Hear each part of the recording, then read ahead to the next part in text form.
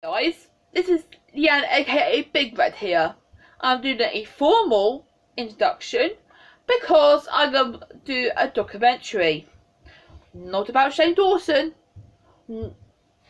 I'm not doing a documentary on Elysion. I'm not going to do a documentary on Jeffree Star. Or anyone else that Shane Dawson has done. I forgot what he's done. I am going to do a documentary, a short one, mind you, about myself. Yes. Well, in particular, my asperger's. So, let's start with the basics. Asperger's is on the autistic spectrum. Just think of it as a big rainbow. Not like the LGBT logo, rainbow, sorry. Well, it's kind of a bit like the LGBT rainbow, but with a catch. Say you are on the LGBT community, and you identify yourself as bi or trans. You just have that one colour, that one part of you. But with the autistic spectrum rainbow, you can't just have one colour. You can't just have one colour. No. You can't be red. You can't be blue. You can't even be a lilac. You can't even be black. There's not a rainbow, but screw it, the colour. No. You have to have a whole load of colours. Even the whole rainbow in some cases. When I was diagnosed in 2011, yes, way back then, I was diagnosed with nine different things. The main one being asperger's. That might be 10 later, with an extra one thing, which I'll talk about later. So, I won't talk about any of what happened at school, because I have done a series on my life, which I'll put a link, if it needs to, up here.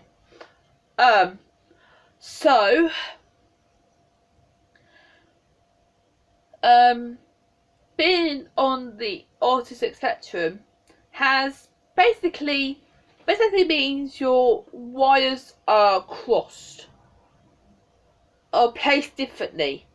Not in a bad way. Let's just say, they put it in simple terms. Basically, if someone has a Microsoft computer, you have either an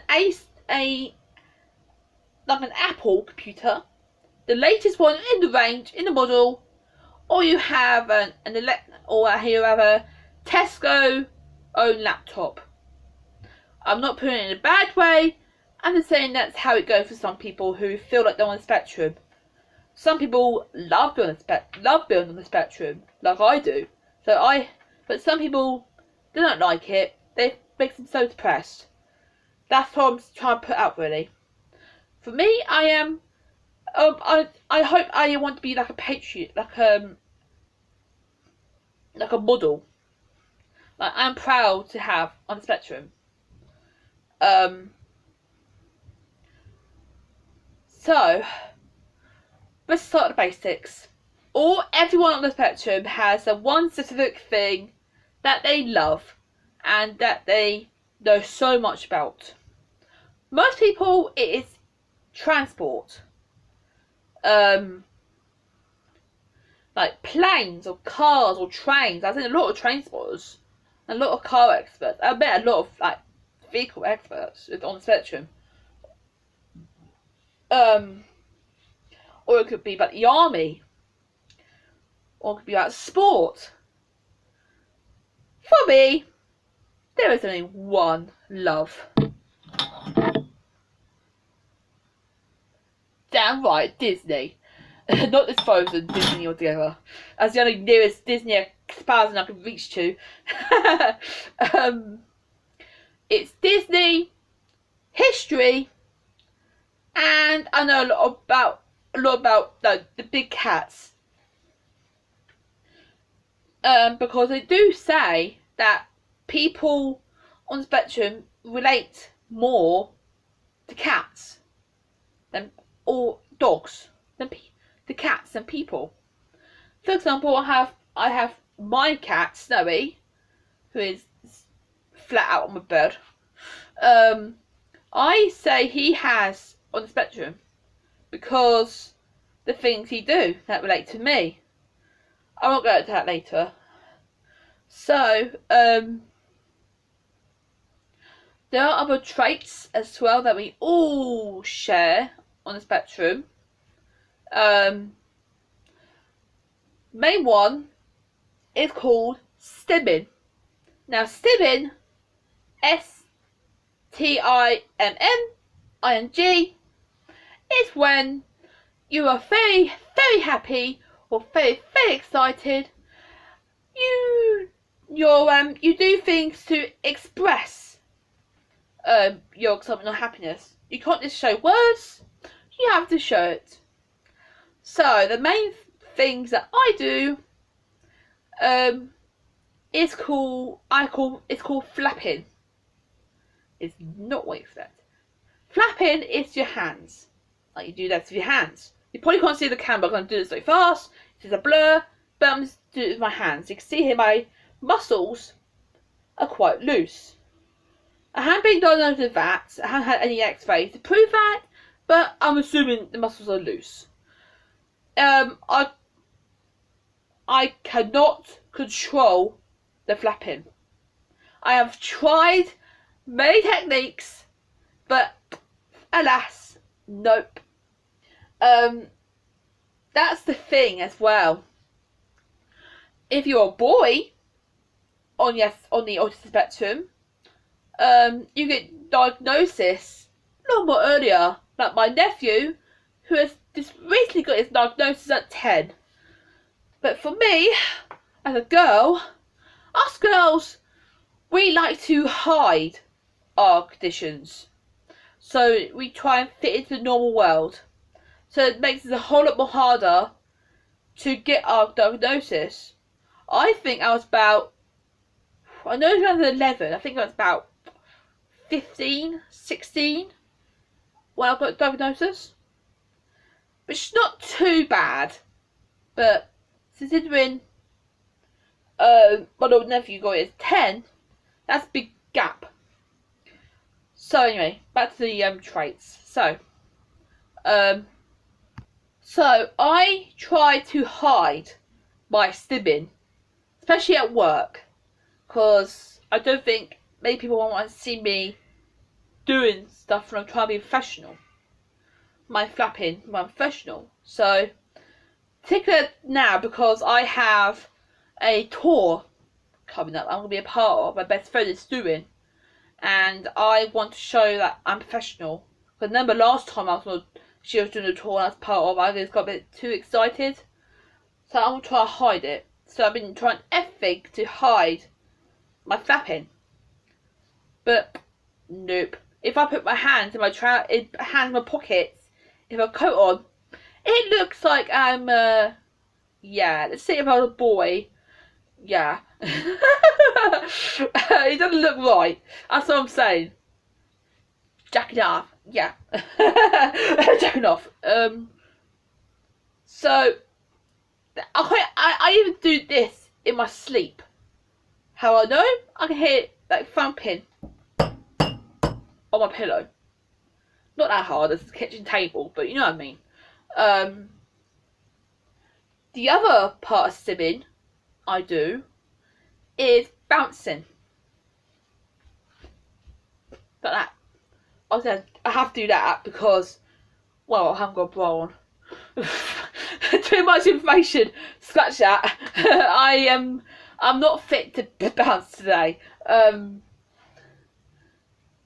So I bounce on my toes. or in very rare occasions where it's been like the best day ever, I do proper bounce. And when that happens, I know it's time to calm down. That's the thing. I know when it's time to calm down when that happens. I take myself to a quiet place, put my headphones on, put on the Tigger song from Winnie the Pooh, and let it all out. Now, and luckily, the Tigger song is only 30 seconds. So when that song finishes, I talk to myself, are you done? Yep. Are you good? Yep. Good. Let's go. That's it. I'm calm. But the bouncing, normally bouncing on my toes, I have sort of learned how to control. Either by sitting down, but even then, I look like I'm going to go to the toilet really badly, or I put all of my weight, all of this weight, on my feet. On like the middle part of the feet. Not the heel, not the toe, but the middle part of the foot. So I can't physically move my feet. So it makes it makes it more harder to bounce. I'm trying it now, and it's working. What I have to do now is test it in front of my mate. So when she's telling the ghost stories. So see if I actually pass. So that's the main thing. The Tigger song from Winnie the Pooh. Every time I hear it, I'm bouncing. Even if I have a really, really crappy day, once I hear the Tigger song, I'm bouncing.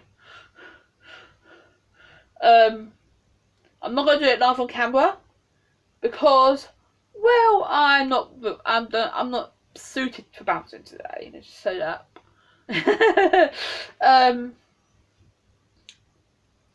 So we have gone through the traits. We have there's another trait that we have. I haven't gone through all the traits yet. There's another trait that we have. Well, probably not all of us, but most of us do. It's called, well, I call it parroting. I'm supposed to call it copycatting, but I call it parroting. Take the word parrot and put ing on the end. There you go.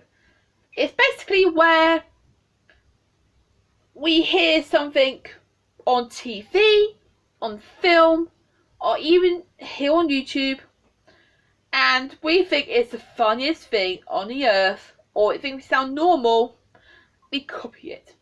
We let it play out, like over and over again on the loop, and then it's in our brain for good. Little known fact, I actually learned how to talk at the age of 5 through Disney movies. I had the movies on subtitles so I could read the words. Kind of like the same story as Tommy DeBrise. I learned through that as well. And sing-along songs as well. In fact, my first ever longest word I learned was at the age of 7 or 8 was supercalifragilisticexpialidocious. So anyway, parroting. Yeah, so say I'm watching like an old Shane Dawson video, who I'm a big fan of, and he's very, very happy. He's unboxing, say, food. He'll go, bitch!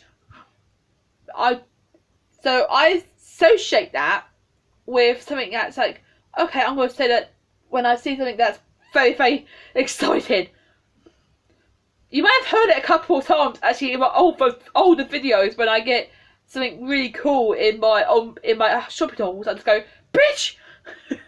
I know it's like a swear word, but it is quite funny at the same time. And technically, it's a female dog, so yeah. Or I start talking like a gay American, like saying, I go, oh my god, oh my god, oh my god, oh my god. You know, I say that all the time now. Or Shane Dawes all the time goes, me. Which I have started saying that now because like everything relates to me now. Like, say, hang on, this mug here, I'm not the boss.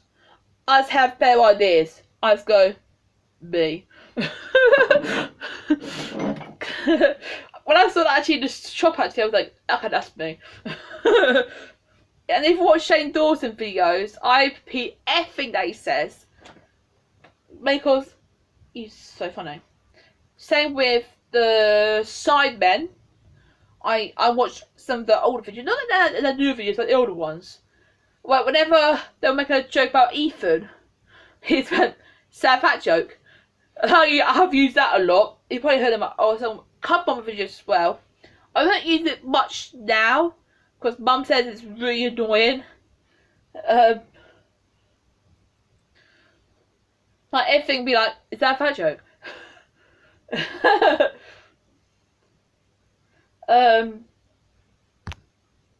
By the way, guys, if you are asking for all of my diagnoses when I got in 2011, good luck with that because I can't remember. I can remember most of them, but not all of them. I did have like 10 copies of the same letter, but I can't find any. So I'm gonna get Mum to do some research for me to help me type that all down on all I got. So yeah, that's pretty much traits that I have that I share with everyone else in the spectrum. There may be others, but I just can't think at the top of my head at the moment. Because I've been home all day and I have a headache. So let's get on with what annoys me. So there are many things that people do all say in front of me that really, really annoy me. Some of them actually change the subject. Before I get on to what annoys me, there's no part of my diagnosis that affects me a lot, and that is dyspraxia, where you're clumsy, but also like your coordination is not right. So for everyone watching at home, I know you're watching, do the whole pat your head and bobby tummy thing.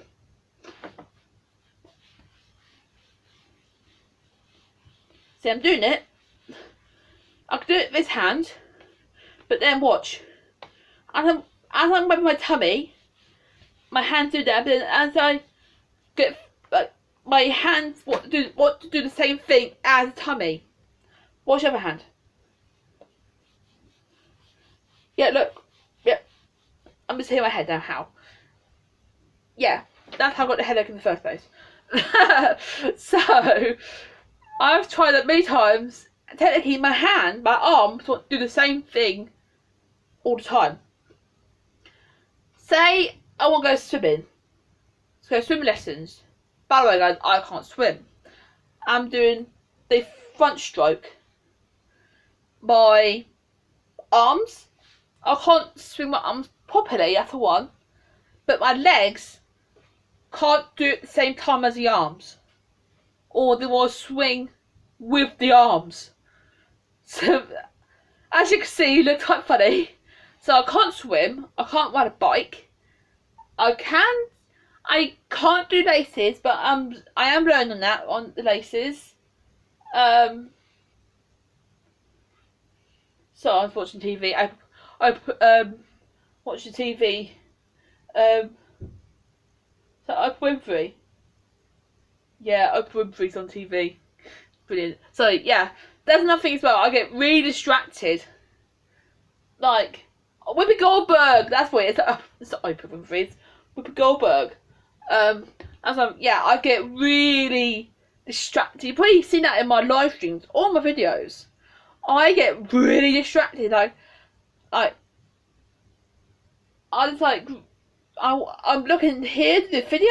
I watch here because Whoopi Goldberg's on TV, and she's a Disney legend. Well, not Disney legend, but she's a film legend. She has been in a couple of like Disney films. But the camera is here, so I'm just like here, and the door, because Mum comes in. So yeah, I'm slowly learning to do laces. So now we've gone through the traits. Let's go on for things that annoy me.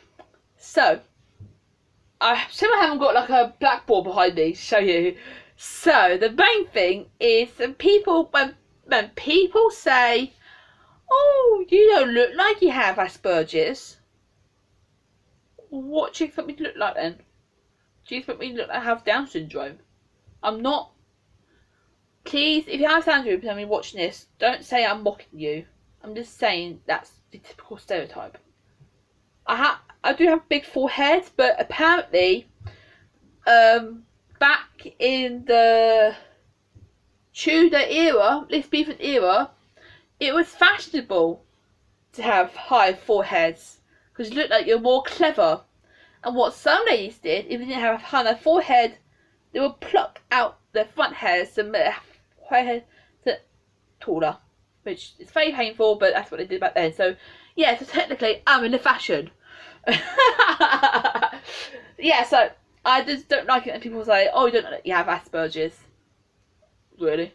You know, it's so annoyed me that I just don't know what to say. I'm like, well, yeah, technically I do. It's in my DNA.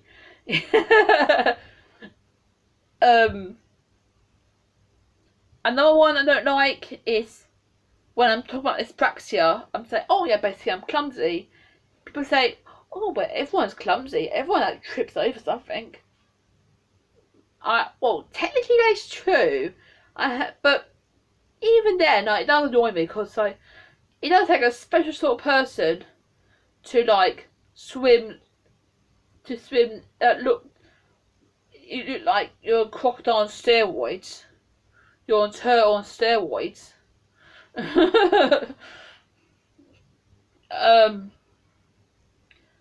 Just this sort of thing that annoy me. So technically, think there's this. You have a wind-up toy. Hang on. You have a wind-up toy. This is Chewbacca, by the way. This is the only wind-up toy I can find. Which does really good because if I did aim at school was Chewbacca. But anyway, you have a wind-up toy. And one little wind. Okay, that's kind of annoying, one people says. Another little wind. Okay, it's getting quite annoying. Another little wind. Okay, it's getting very, very annoying. Until you reach home. Until you reach home. Oh, come on! Till you reach home. Everything that winds up, it winds up, it winds up until you reach home. Until... Come on, you just did it then.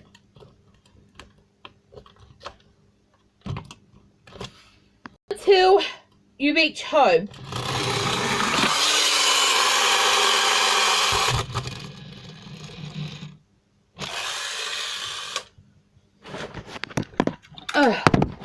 You see what I mean? It's like a one-up toy. It goes, woo!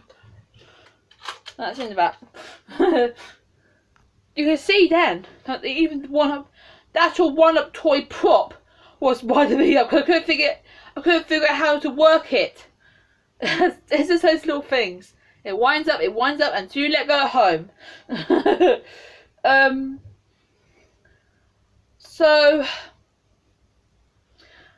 I'm not going to cover everything about the spectrum in this documentary because it is very, very complicated when you haven't got any documents with you or experts.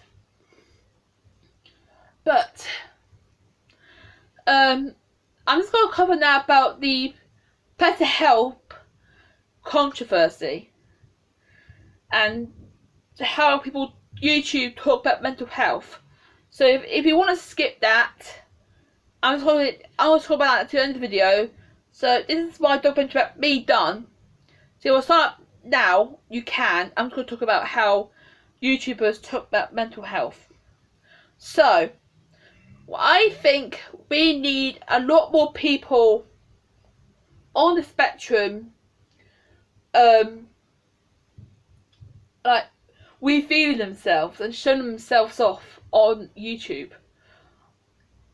If you're camera shy, that's fine. But the ones that are on YouTube already, like me, Says Francis, Tommy DeBreeze, some of you, all the other people with autism, need to come together, and we need to make ourselves known that there is a community on YouTube with actual mental health problems. That people, we're not faking this. This is all real. Like we're the real ones with the mental health. I have depression as well, and like pretty soon I will be taking antidepressants for the very first time. So this is a big step for me.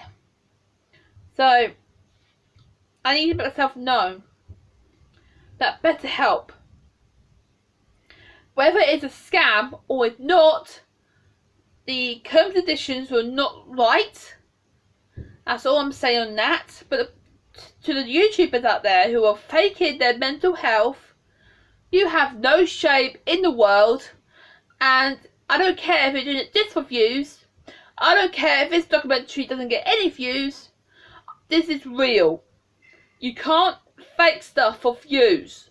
I know this is hard for you to get your little head in, but faking stuff like as serious as depression or any sort of mental health is a step too far in my opinion. That's all I'm saying on the matter. So again, I'm not going to talk about ethic in Spectrum. I will put links down below on my series that I did about myself, a 3-part series, all up to when I was born. I went to, I think, last year when I filmed it. Now I'll put links down below for the National Autistic Society. They may not be the best help in the world, but at least they're out there. It's better than other things, I suppose. So, with that, this has been a documentary made by me, produced by me, not written by me, because I did not have a script at all, directed by me, filmed by me, and just talk about me. I won't. It's consider it a short documentary. With that, I will see you real soon. This is Leanna, aka Big Red, over and